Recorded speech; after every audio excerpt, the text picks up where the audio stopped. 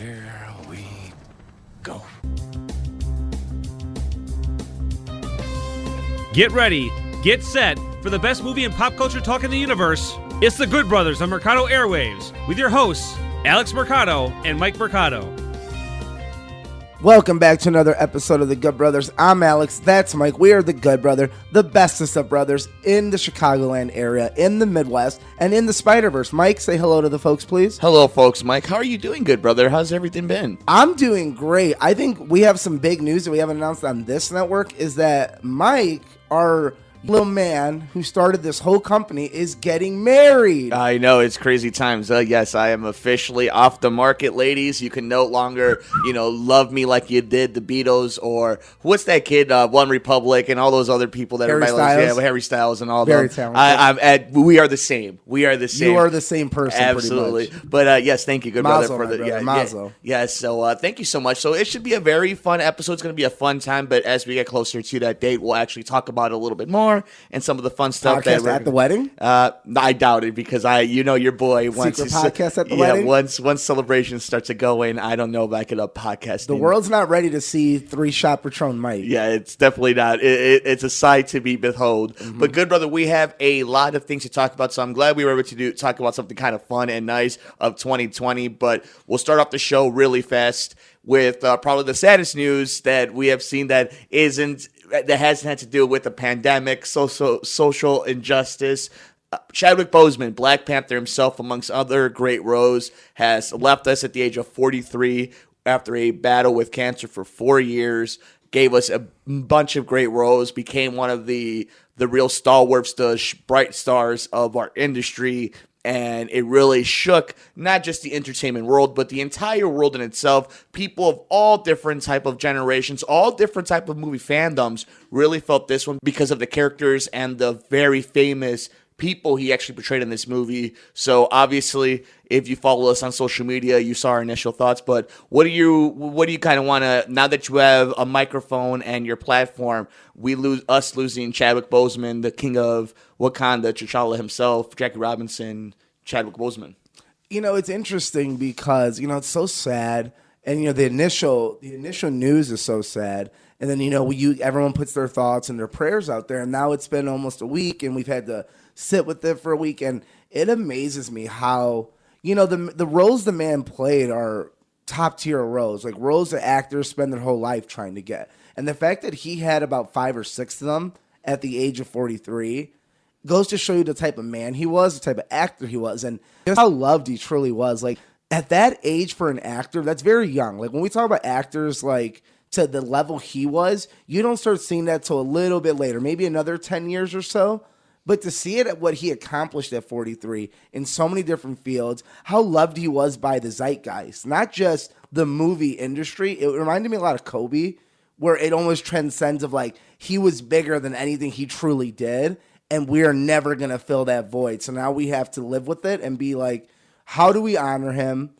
And we're not going to even think about movie type of stuff, but how do we honor the man himself going forward in a lot of different areas? And I also want to say, for all the guys out there, for all the bros, all the dudes, all the brothers and uncles and fathers who are listening to this right now, go get colonoscopies when it's the right time. Go get your prostate checked. Like, it is super important. I know we like to make fun of it, and it's, the Family Guy episode. Like, I get it, and it's part of our humor to make ourselves feel better for an uncomfortable situation. But guys, I'd rather you deal with the embarrassment for the half an hour where you're under drugs than losing you at too early of an age. Go get yourself checked out. It really isn't that big of a deal. And I know the whole thing is you're supposed to wait till you're 40. No, you go ask for that stuff. Yeah. Like, I know, well, look at our dad. Our dad gets some constantly because of the job he has. He gets access to those type of physicals more often. And I think more people need to do that. Like no joke, Mike, you're getting close to 30. It's not too early to start thinking. Oh, yeah. I'm 30 already. Yeah. You're not. It's not too early to start thinking, maybe I should just make sure I'm okay. Like, it's one of those things that needs to, I'm so glad you brought it up, honestly. Like, and I think that's the thing getting sort of buried underneath is like how he died is something we can address now, and something even as a young man, especially young men of color, that it does affect us more. And we need to watch out for that. And it's nothing you should even, if the idea of it embarrasses you, you need to throw that away now, because you living or dying is worth any sort of embarrassment, quote unquote. And also, just a quick shout out to, like you were mentioning, the man himself doing that amount of work, that impactful work, with the amount of pain he must have been going through. Yes. Immeasurable.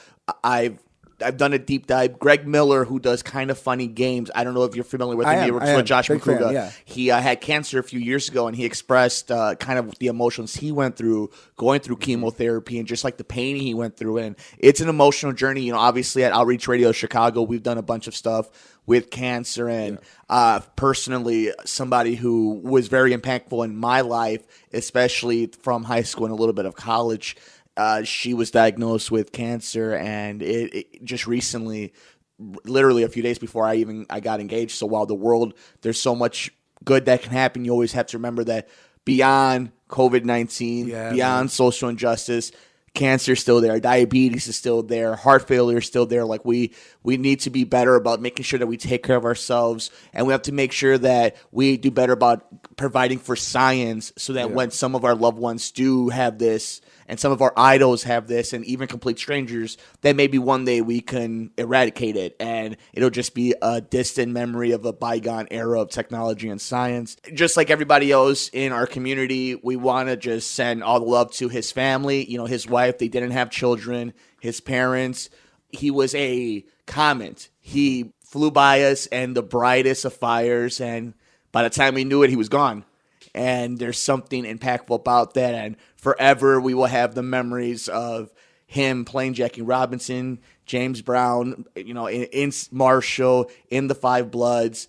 The moment that will be in cinema forever is him walking through a portal and being the king of Wakanda, and making it cool for every single ethnicity to root for a black king in a superhero movie. And for me, that goes beyond anything most people in arts can ever really do.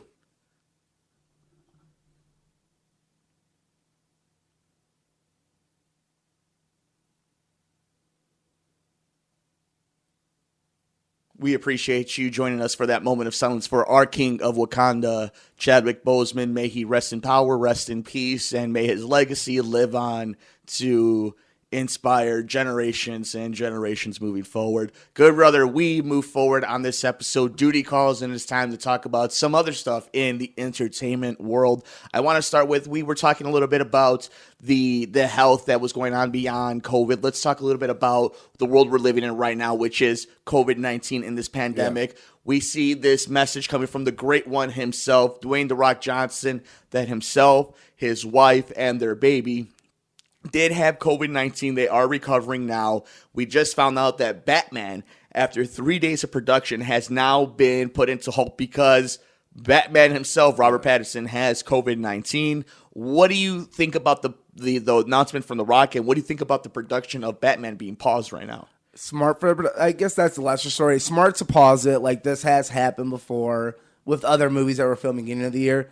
Take the 2 weeks, make sure everyone's fine, make sure everyone's healthy. It'll take as long as you need. That's okay. We're not in a rush. Like, you give yourself this amount of time for that reason. The only reason it's a big deal is because it's Batman. You know, lots of other movies went through this, and we kind of just brushed by it. It is Batman. If Batman shows one new photo, that's going to be the headline of that day. So that is what it is. Make sure he's healthy. Make sure everyone else is healthy. It is important to work. I know a lot of these people depend on these jobs. You know, we talk about movies all the time. There are thousands of people behind these actors and directors that they do thrive on, you know, working, and Hollywood closing did affect a lot more people than, you know, we may make those jokes like, well, those Hollywood type, but there's a lot of people that live there that are just getting by trying to pursue their dreams. When it comes to The Rock, it's so scary because to hear him so vulnerable, like, this is literally the strongest human being in existence. With all the resources in the world. All the resources, like, he did everything right. And he still got it. And we've talked about, like, listen, poor, rich, anything, like, it's sometimes do your best, and you still might get it, but you shouldn't be ashamed. But to hear him so vulnerable and so scared, like how scared he truly was of what might happen, it almost humbles you to be like, man, like, you know, that one time that, You know, I had my mask a little too down, and the little things, even if you're doing everything right, we've all given ourselves those little acceptance of, I should have put my mask on earlier, or maybe I took it off for a second too long at this certain area. So I think this really, for me, humbled. Like, this strong man with so many resources and did everything right is terrified of what happened.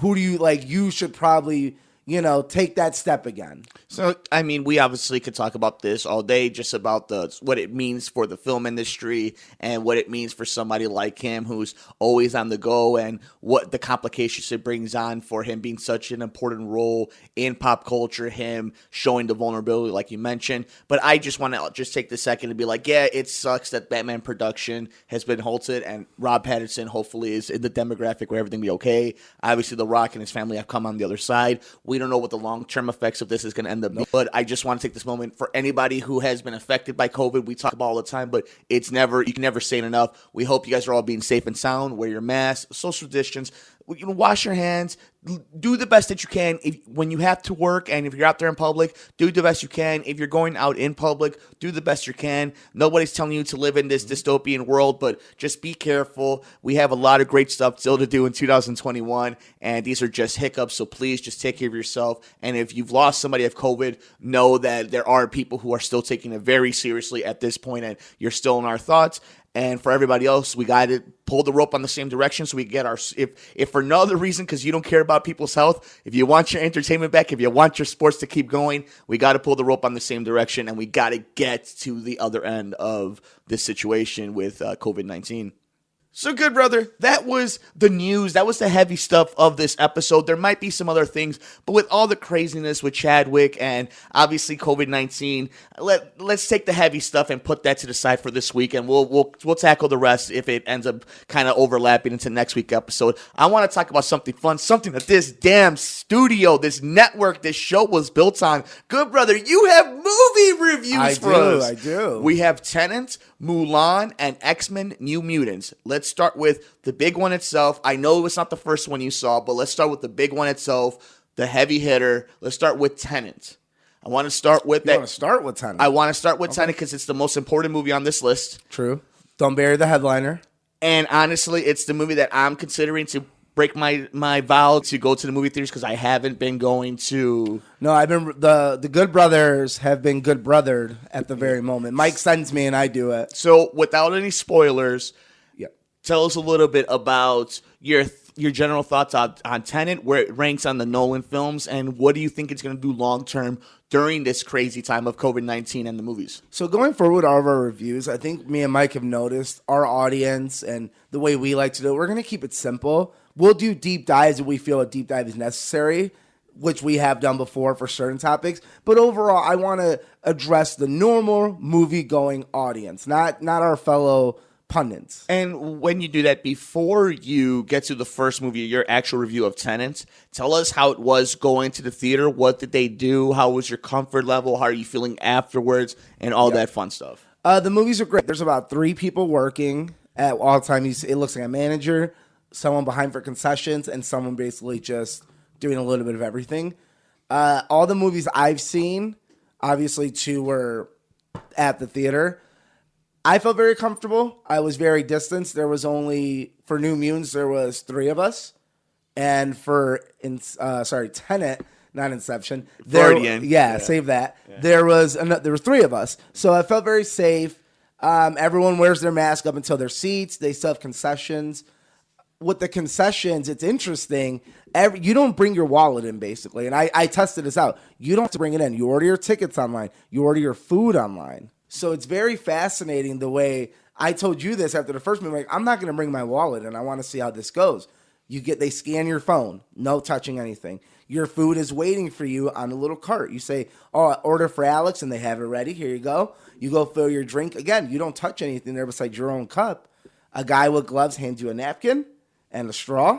You go to your seat. They have these white tape covers, like a caution thing. You remove it for your seat. When you get a ticket, so like you guys give me my tickets, basically, it cancels every seat next to you.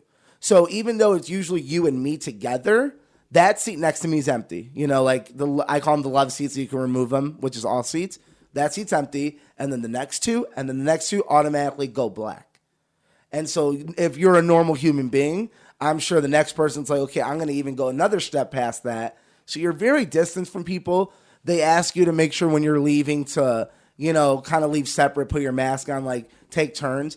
I stay to the end anyway of every single movie because Marvel's ruined that for everyone, especially you and me.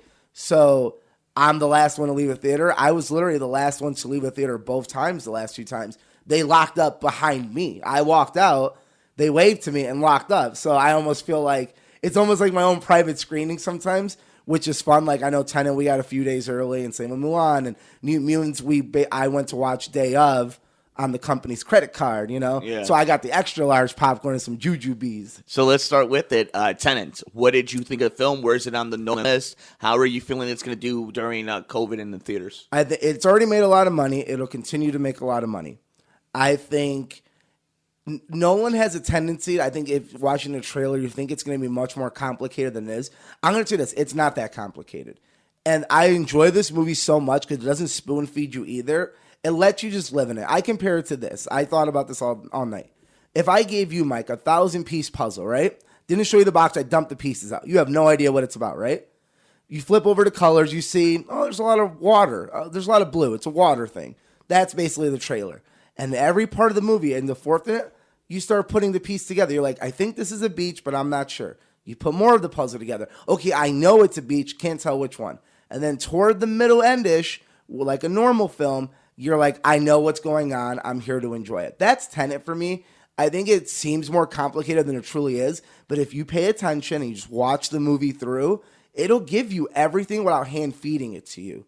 It's so enjoyable in that sense. Like, you feel accomplished sticking with it because you're like, man, I can't explain it. And like, you and me watch movies very similar where we got to figure it out. We got to figure out the twist.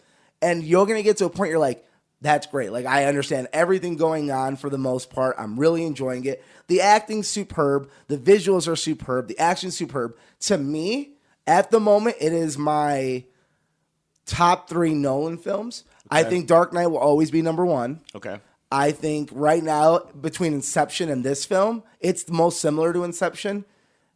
It's very close. But is that an easy, like, kind of handicap to use? No, because it does get a lot from Inception, like a crutch, visual wise. Okay. It's not a crutch. The premise of the movie is very fun. Okay. And when you get the full explanation, you're gonna go from so confused to like, oh wow, like wow. And you understand everything leaving the film. John David Washington, what helps me is I think the 3 actors in Tenet did a better job than the whole cast in Inception. I like the whole cast in Inception, but if we're talking lead for lead, like let's say Ellen Page, Joseph Gordon-Levitt, and Leo and Tom Hardy. Let's just count the 3 mains because I consider the mains. Those are the 3 mains. The 3 mains in Tenet are much better. John David Washington is just so good, Mike. Like, no, yeah, you're right. He's great. It's almost obnoxious. You're like, dude, you're probably going to be better than your dad, and your dad's the GOAT. Well, like, that's going to be tough. And Robert Pattinson doesn't steal the movie, but he almost steals the movie if it wasn't for John David Washington. I have something for you now.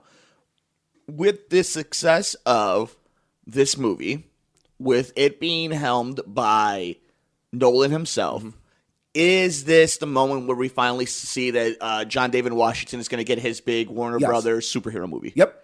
Do you think it's the one everybody thinks it's going to be? No, that's too easy. And for those who don't know, it's Jon Stewart as the Green Lantern. It should be. It totally should be. But you know how this works. They're always going to give him some character we don't know, like a Star-Lord, and they're going to make that the next big thing and make 6 movies out of it. You know what I mean? Like, it's not like they threw Chris Pratt in there saying, oh, Star-Lord's one of our big guys. No, they threw him in there because they're like, he'll make it work. John David Washington's that kind of actor. He sounds so much like his dad. Like, I'll like eat my popcorn, and I'm like, Denzel? Have they been in a film together? Not yet. I can't wait till they are. That's going to be fun. There's somebody saving that. He's so good. So is it Scorsese saving it? Is it Nolan saving it? I wonder if it's Quentin that's saving it. JJ, maybe somebody. Maybe some sci-fi stuff. Yeah, so that'd be fun. So give me a grade. 9.5 out of 10. Let's move on to the other movie that is actually in theaters. X-Men New Mutants. This is one that's being kind of driven to the dirt a little bit. It's people are kind of taking their jabs at a movie that everybody knew people were going to take jabs at. where are you with this film? I feel like a lot of people, while it's getting bad reviews, a lot of people wanted it to be good. I thought it was very good. I thought it was very enjoyable. I called you that night and explained to you. The X-Men franchise, let's not get it twisted. You have your top tier about like 4 movies. X-Men 2, the original, Days of Future Past, First Class. And Logan. And like the Logan and Deadpool 1. So you have those. After that, I'm like, this movie would be the number 7 for me. Like, this is better than Deadpool 2. It's better than Apocalypse. It's better than Dark Phoenix. It's better than 2 of the Wolverine movies. It's, you know what I mean? I'm like, when you start really thinking about it, this film's biggest detriment was you should have released it then, because I think in comparison to those other X-Men films, this would have came across as fresh, new, and we would have been like, oh, it was better than a lot of those other films. I think time did it the worst because now we've seen everything in superhero films. Like in the 6 years since 2014, so much has happened in superhero films from so many different offices. Fox got it together. We have an animated Spider-Man. Like, so much has happened. And now this movie just feels like a movie out of its time. It's so enjoyable. I responded to one of our fans asking what was the best part of the film, and I'm like, or best and worst. The best part is the worst part. The cast is the best part. The worst part is we're never going to get to see this cast do it again together, and that's my worst part. I really enjoyed it. We'll never see New Mutants, the property. There like is this. not a cameo, but there's the way they connected to the other X-Men movies is one of my favorite connections in all the X-Men movies, and it's from a film you would never have thought they would connect to. Okay, that's interesting. Is that the moment you told me that I'm going to be like, okay, so I'll talk about that. I'll wait for as that an moment. X-Men fan, it's very enjoyable. New Mutants fan, there was the other guy in the screening. I believe he also does reviews because he was also by himself. He was a diehard fan. Like, I could hear him talking to himself. I was like, oh, that's Cannibal. Oh, my God, Cannibal. Oh, my God, that's so good. And so for me, I'm like, if this diehard New Mutants fan is really into it, I'm just a casual X-Men fan when it comes to the New Mutant part. I thought it was very enjoyable. It was only an hour and a half, too. There's something so nice about a nice 90-minute movie because they don't have time to waste. It just gets to where it needs to get. So make your guess now. We are done with the Fox versions of all the X-Men. They're all in the can. We know that there is a Deadpool 3 somewhere in the universe. We don't know what's going to happen with it. What's going to happen with the X-Men moving forward? You don't have to do a deep dive. Just after watching this movie, knowing that Fox's version is kind of done with, what do you think is going to happen now? I think they're saving it for when they're like, we're going to come out hot with it. You got to think, when they bring out X-Men, that's like their next phase, I think. I think people are like, oh, it's going to be part of the phase. X-Men is so big. X-Men can literally carry you by itself for so long. So I think they're trying to like, because we already know that the 9 Rings and Love and War for Thor, that's all filming now in New Zealand. Love and Thunder is all filming now. And then we have the Blade announcement. The Eternals is in the can. Like, there's movies coming out, but I just feel like X-Men is way down the line of like, we're going to put so much behind this. This is going to be your Avengers for the next 10 years almost. And I'm so glad you just mentioned Eternals. A few weeks ago, I said Ava DuVernay is directing Eternals. That's not true. She's supposed to direct The New Gods, which is essentially the big Celestials in their universe. DC's Eternals. Yeah, DC's. The actual Eternals is supposed to be directed by Chloe Zhao. I'm not 100% how to pronounce her name, but she's done like she's like considered an early Oscar contender for Nomadland. No Man's Land. Yeah, so it just wanted to make sure I got that because it was a few weeks ago. That mistake, because Eternals and I get it. But I also wanted to bring up one more thing of the X-Men universe and the New Mutants. Do you think because of King Sweaty himself, the late great John Schnepp, he R.I.P. forever, that he said Fantastic Phase 4. Do you think Fantastic Four shows up before X-Men? Yes.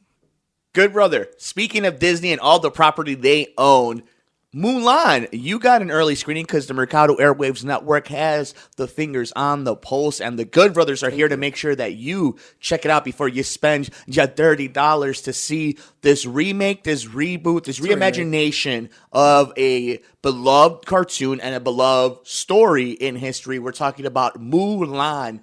What did you think of it? No spoilers, of course. No spoiler. I mean, it's the same movie as Mulan. Here's what I said on our review, and I'll keep it really simple because I know a lot of people want to watch. There's really nothing to spoil. It's the same base of Mulan.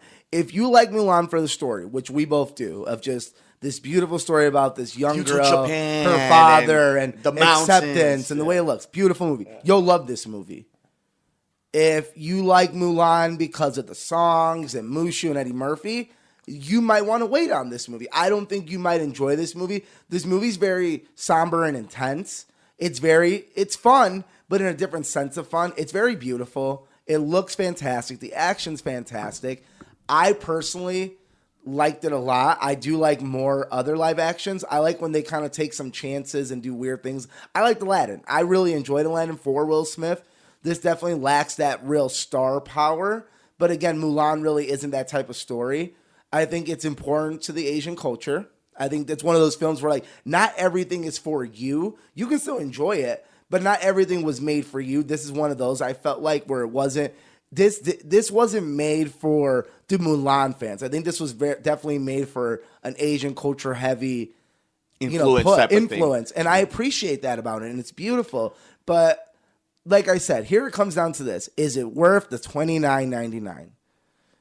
I think if you are a family, yes. I think because we go to the movies a lot, people. We used to do this when we had to pay a lot for movies with a lot of people. It's worth it, yeah, to watch. If you're a husband and wife, husband, you're a family with a couple kids, it's definitely worth it. Get it's a definitely pizza entertaining. and watch it. Exactly. Yeah. You're gonna end up saving some money. Yeah. You know, I asked one of the moms, Coach, I was like, just curious. I'm like, if you went to the movies with your toddler son, your girl, and your husband, how much would you pay? She's like, oh my God, like this. So she's like, almost $100 when it comes down to it. Yeah. And I'm like, so I was like, she's like, I'm excited about this because at the end of the day, the $30 plus some dinner and some snacks. I'm like, I'm paying half of that. And you're probably. paying Chicago, Illinois taxes. And you have it. You know what I mean? So I think that's what it comes down to. I think if you were I know a lot of movie pundits have been, I hate using the word complaining, but they are kind of complaining. You know how me and Mike stand on, listen, don't watch it then. Yeah. Now, we don't always have to hear your voice. Watch it. I'll enjoy a review. If you don't watch it, no big deal. You don't have to comment you not watching it. There's plenty me of and Mike stuff are very heavy on that. There's plenty of stuff to comment on Netflix if you need to. Thank you can find something. Like, it's like, poor you. You didn't get a screener. Deal with it, you know? But I think the interesting thing about this movie, and I want to get your point of view, does it suffer from being, unfortunately, not in the big screen where we can see the awesome cinematography that just seemed to pop from the screen? Does this movie seem like it needed that theatrical push much more than some of the other movies? And do you think that they knew what was going to happen review-wise, and that's why they didn't put it in movie theaters? That's tough. I feel like I'm on two sides with it because I feel like this is one of those films that would have made a lot of money in theater for pure curiosity. Yeah. And I feel like now it will suffer. Do I think it deserves to be a $1 billion movie? No, I don't think it's not doing anything crazy. Like, did you enjoy The Lion King? Not a lot of people did. They're like, it's the same movie. I could have watched the original. This almost feels like a version of that where I think you might, if I had to pay to see this in the theater, I might have walked out with a little more like, that was okay. Like, I had to sit through that. Sitting in the comfort of my home on a laptop, it's a little more, okay, I enjoyed that. You see what I mean? Like, I don't know if the movie experience would have made it better or worse for me. Because I could see it on two ends being like, man, that looked really good. I enjoyed it. Or, man, I had to sit through that, and that was kind of I like the original much better. I think that's the issue. It's like the original's so underrated good that it's going to be hard. I think my biggest thing is don't go in trying to compare it. They're almost sisters, like they help each other quite a bit, but don't compare them because if you compare them, you're not going to enjoy the new movie. And again, if you have a family and really want to see it, I say it's worth the money. If you are, watching it solo or with one other person and you're so-so about it, I'd give it 2 months. And it's going to be on your Disney Plus in December. Give me a grade. 8 out of 10. But you got to think, here's the problem. I compare it to original Mulan, which is probably a 10 out of 10. Before we move on, what was it like being able to review 3 new release films? Fun. I love movies. Like, it made me re-love. Like, it's what we're passionate about. It's what we started most, besides sports. This was the next baby coming out. Like, sports was the firstborn in Mercado Airwaves. Movies was the second child. It came right after. We loved doing it, and I loved being in the theater, and I love watching film. Like, it's so much fun. And I felt very safe. I felt very comfortable. And I know going forward, more theaters are opening up. And, movies are getting released now. Like, we are going to end up getting the new James Bond movies. The trailer dropped. Wasn't very good.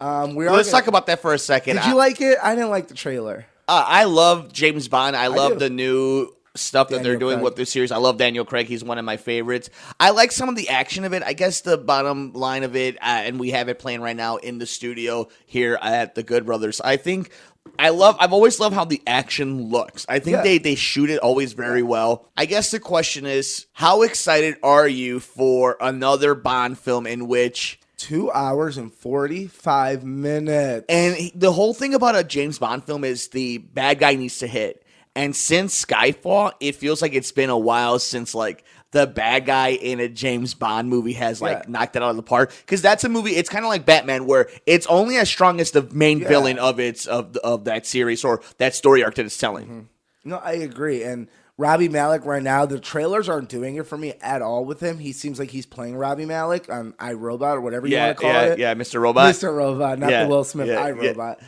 But so I agree with you. The bad guy is so important. Like, what makes the best Batman movies is the bad guy. Liam Neeson and Tom Hardy and Heath Ledger and Jack Nicholson and Jim Carrey. Like, even the bad movies is carried by a cast of good villains. I hope he pulls it off in this film. There's no world where a James Bond movie needs to be 2 hours and 45 minutes, Mike. But it's very important that this one knock it out of the park because they are looking like they're passing the mantle on to the new female. Cut it by 30 minutes. I agree with you, but like also it's James Bond. Like we should know better that there's no way it's going to be short. So like for me, that's a big thing to me. If I walk out there enjoying it, like Once Upon a Time in Hollywood, it didn't matter to me how long it was. But what was another film we watched that was so It Chapter 2. Oh my God, that killed the movie for us of how long it was. So if I walk out of this film, that's going to affect this review of, did you need that extra, realistically, I'm going to say 30 minutes that most movies don't tack on that aren't the Avengers or Justice League. Even Justice League did 2 hours. When you look at a James Bond film, what are you looking for as an American? Action. Just a lot of fun action and cool devices. Do you think that's like that for the rest of the world? Yeah. I don't necessarily think so. I think the rest of the world looks a little bit more differently at James Bond than Americans do. Because I think Americans want to make it Rumble in the Bronx meets Bourne Identity meets John Wick meets Mission Impossible. John Wick is our American James Bond. Mission Impossible is our Ethan Hunt is our James Bond. Yeah, but Tom Cruise is weird. You watch how you speak of Maverick. I like Keanu better. Happy birthday, Keanu, 56 years old. Best looking 56-year-old man in America. Finally, good brother, we have some interesting news from the world of sports and entertainment. It's not that we have Tuesday NXT and random Thursdays of Dynamite. It's that WWE has finally gone all in. They have finally made the right decision. They have put the big dog himself, Roman Reigns, with the best advocates in the history of professional wrestling sports entertainment, Paul Heyman himself. That's not a prediction. That's a spoiler. Believe that. All the cheesy taglines. Good brother. We don't have to spend all day talking about wrestling. There's been a lot of pay-per-views. Rey Mysterio's hurt again. There's almost been too much where it's like there's really nothing important that happened. But this was cool. Roman Reigns. But this is cool. It was great. Tell me what you think about it. It was fantastic. It's perfect booking. I'm interested to see where they go. It almost feels like, the in our hearts, we're like, oh, they're building Big E and Keith Lee, huh? Like, maybe we're going to get a push. I don't think that's true with Big E, at least not when I also Roman's know there. We have a draft coming up, I believe. Like it's like the worst kept rumor ever. Keith Lee's killing it over there. It's almost a lull right now because we are going to try to push till after to like something new. I think the next big pay-per-view we see, we're going to see a live audience. So Survivor Series. So I think, and then Survivor Series alone in nature is very much. We don't really have to worry about the title. It's more the rivalry. Oh, I have a little prediction, good brother. So the reason why they have finally pulled the trigger on Roman Reigns and Paul Heyman, it's not just because of the rumor of Brock Lesnar not being under contract. Which he's not. I believe WWE is ramping up for live audience members. I do too. I think that's happening. And there's a rumor that there's a big story coming out in the next 2 weeks. I'm with you. I also believe that's the big thing. Is everyone wants to say, wrestler this. I'm like, no, it's bigger. They're going to go in front of live audience. They're going back to live audiences, and I am thinking that because look at the major top tier sports. You have the Miami Dolphins, the Kansas City Chiefs. You have teams in Texas who are saying we're having 12,000, 18,000 people in our football stadiums. Yep. You do have places like the Chicago Bears market where they're not letting, Chicago's just not letting people in stadiums. So there are going to be different places. But guess what? WWE doesn't need to worry about what's happening in New York or Chicago or Los Angeles until WrestleMania next year. They got to worry about what Florida's doing because that's where their home state is. That's where they hunker down. So if Florida is saying, yeah, you could go to Jacksonville, Tampa Bay, Orlando, wherever, and have an audience, I think that's where they're going maybe for. Not Jacksonville. No, I think they will do Jacksonville. Oh, just to be spiteful? No, I think they'll do Tampa Bay too. I know. I think they'll do Tampa Bay. I think they'll set a base in Tampa Bay. Oh, I understand what you're saying. Yeah, Jacksonville with AEW. Yeah. Maybe. They're. I like the one joke that they said: if the Jaguars win the Super Bowl, does Triple H send them a belt?